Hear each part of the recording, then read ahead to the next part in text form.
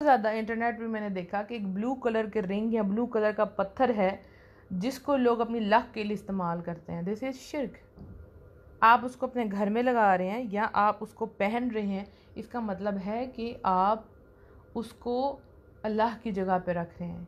आपको बताया गया सूरह फलक सूरह नास पढ़ें, जो आपकी नज़र बद से आपको कोई भी जादू इन सब से बचाएगा, लेकिन आप उसकी बजाय वो पत्थर लगा रहे हैं।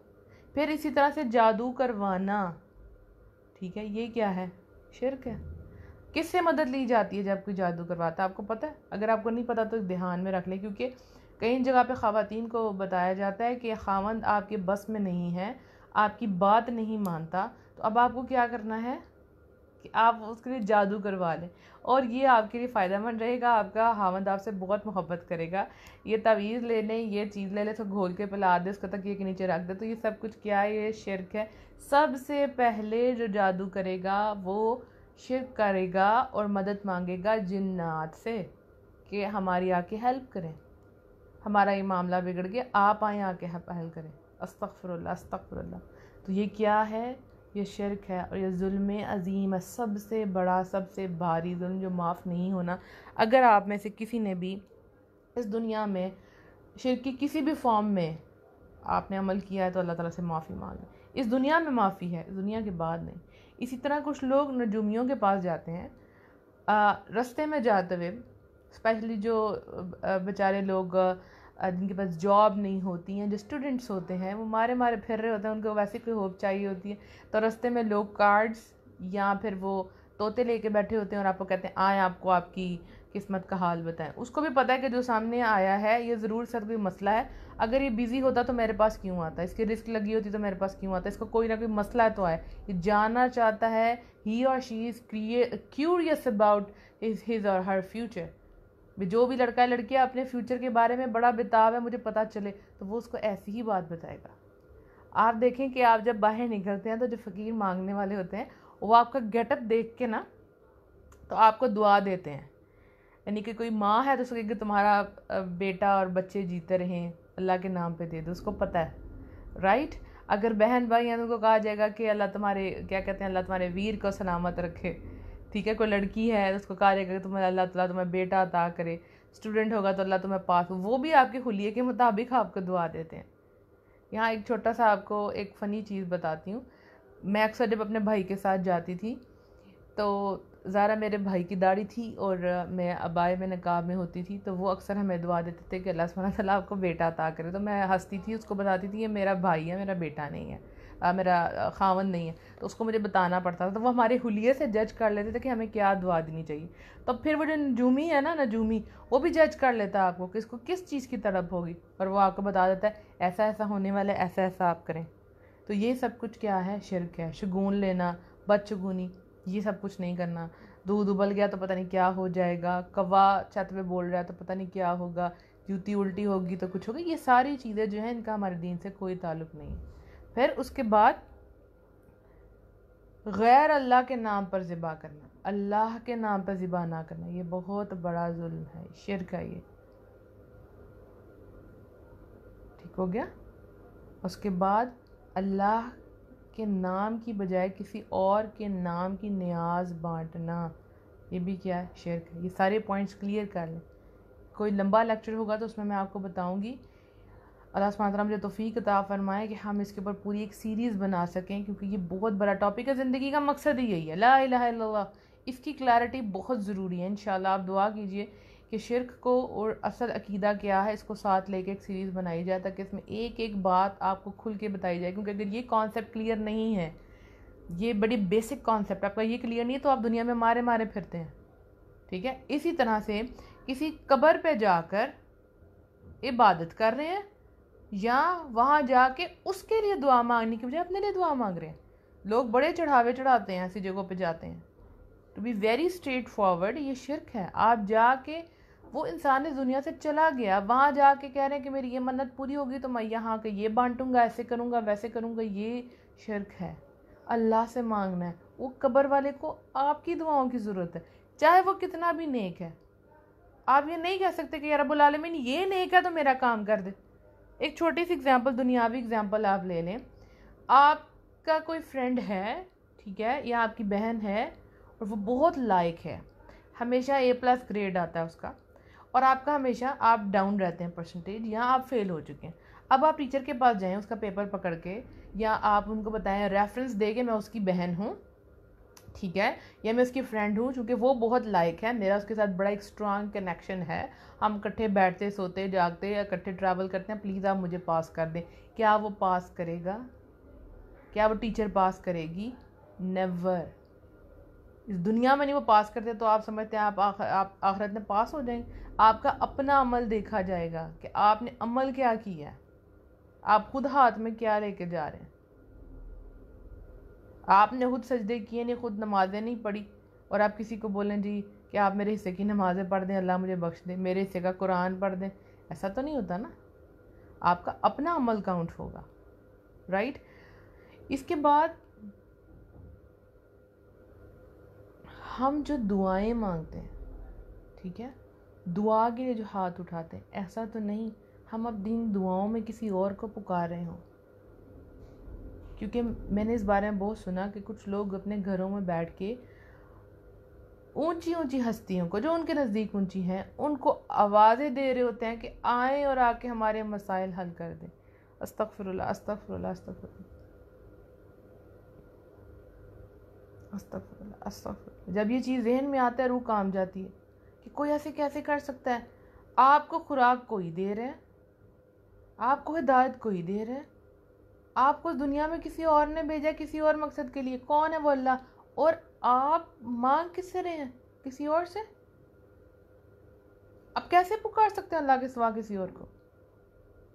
इसी वजह से लोगों की दुआएं कबूल नहीं होती, क्योंकि उनके कॉन्सेप्ट ही क्लियर नहीं है। जब आपको पता है कि मुझे अल्लाह ने इस दुनिया में भेजा है, मेरी जान माल हर चीज़ का जो है कंट्रोलर अल्लाह सुब्हानहू तआला, तो मुझे मांगना भी उसी से ही है, वो इस मसले का हल बताएगा इंशाअल्लाह। देखिए, हम अल्लाह पर तवक्कुल करके अल्लाह से मांगते हैं, यानी हस्बुनल्लाहु व निअमल वकील, अल्लाह ही आपके लिए काफ़ी है। फिर अल्लाह आपके लिए असबाब बनाता है, ये भी याद रखें, ठीक है। यानी आप अपने, सपोज़ आप अपने रिश्ते के लिए दुआ कर रही हैं, तो अल्लाह उसके असबाब बनाएगा, ठीक है, किसी के थ्रू आपका वो रिश्ता करवा देगा। लेकिन याद रखना है कि पीछे से जो कंट्रोल करने वाला कौन है? वो अल्लाह सुब्हानहू तआला की ज़ात है, ठीक हो गया। अब ये भी, और कहीं पे आपने देखें कुछ ऐसे अमल होते हैं जिनमें आपको फर्स्ट स्टेप लेना होता है दुआ और तवक्कुल के बाद, फिर अल्लाह ताला जो है वो इन्हें आपको असबाब इख्तियार करना पड़ता है। सपोज़ आपको किसी जगह पे जॉब चाहिए, ठीक है, तो आप सोचती हैं कि बस अल्लाह सुब्हानहू तआला मेरा आप पर तवक्कुल है, मुझे घर बैठे बैठे जॉब आ जाए। ऐसा नहीं हो सकता। वहाँ पे आपको क्या करना पड़ेगा? अल्लाह पर तवक्कुल रखते हुए उस जॉब के लिए CV ड्रॉप करनी पड़ेगी, ठीक है, आपको जाना पड़ेगा, आपको इंटरव्यू देना पड़ेगा। यह आपने असबाब इख्तियार किया, अब ये अल्लाह के सुपुर्द आपका काम होता है या नहीं होता, ठीक है। अगर एक मियाँ बीवी हैं, वो अल्लाह से औलाद मांग रहा था, हमें औलाद दे दो औलाद, लेकिन आपस में वो हम बिस्तरी नहीं करते, इंटरकोर्स नहीं करते, तो औलाद कहाँ से आएगी? ठीक हो गया। तो कुछ ऐसी चीज़ें हैं जिसमें आपको क्या करना है, आपको असबाब इख्तियार करने हैं और अल्लाह पर अपना मामला छोड़ देना, ठीक है। यानी कि अगर आप बोले अल्लाह मुझे आप पर बड़ा यकीन है, आज मैं दरवाज़ा खोल के, मेन गेट खोल के सोंगी, तो बेवकूफ़ी है। सबसे पहले आपको उसको लॉक करना है, आपने आयतुल कुर्सी पढ़नी है, फिर आपने अल्लाह के सपोर्ट कर देना मामला, ठीक हो गया। मेरी कोशिश थी कि आपको चीज़ें जो है वो समझ आ जाएं, ठीक है।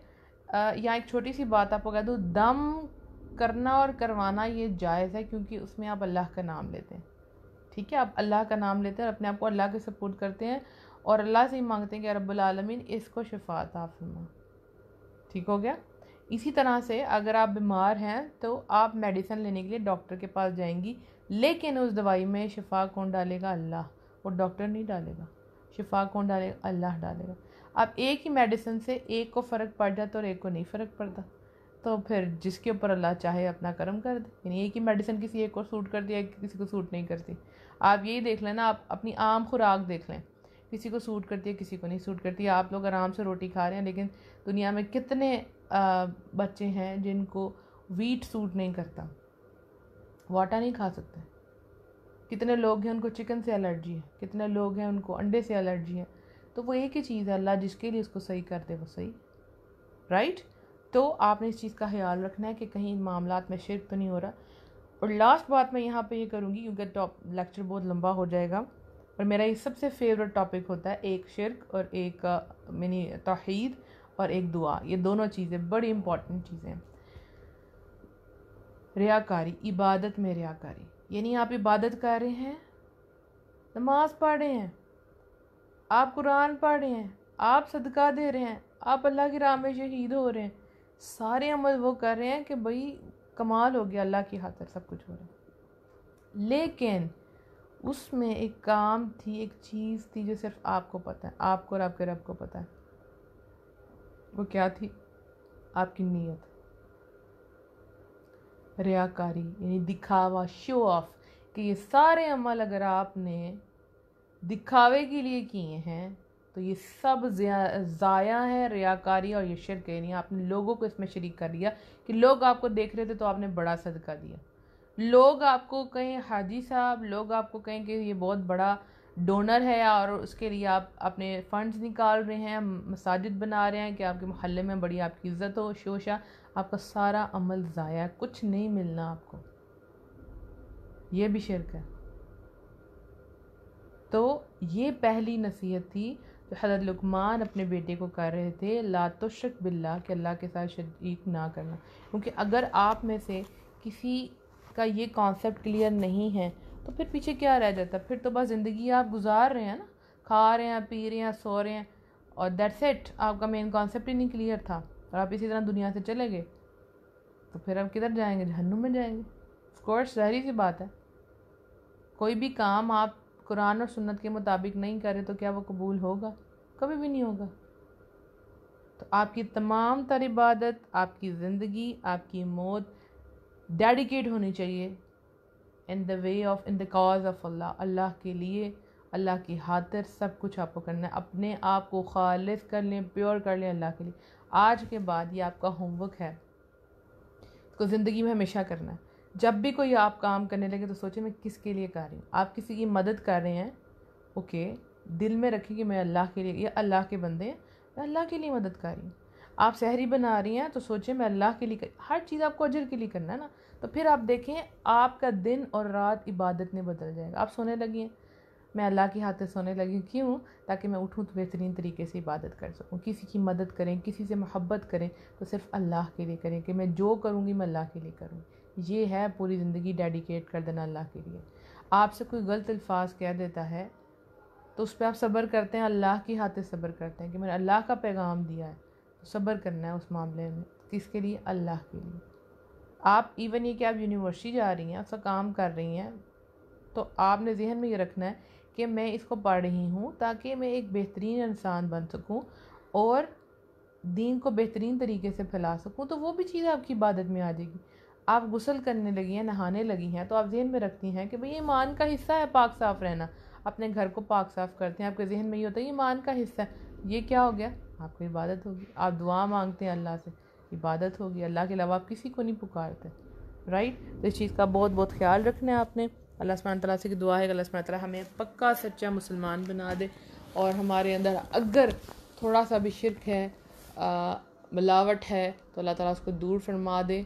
जो हमने बेध्यानी में गुनाह किया अल्लाह ताला हमें भी माफ़ करवा दे, कर दे, और जो हमने जानबूझ के किए वो भी माफ़ फरमा दे। अल्लाह ताला बेहतरीन इबादत को कबूल फरमा ले, आमीन। अपना बहुत सा ख्याल रखिएगा, हम सबको अपनी दुआओं में याद रखिएगा। व आखिर दावाना अनिल हम्दुलिल्लाहि रब्बिल आलमीन। अस्सलामु अलैकुम व रहमतुल्लाहि व बरकातुहू।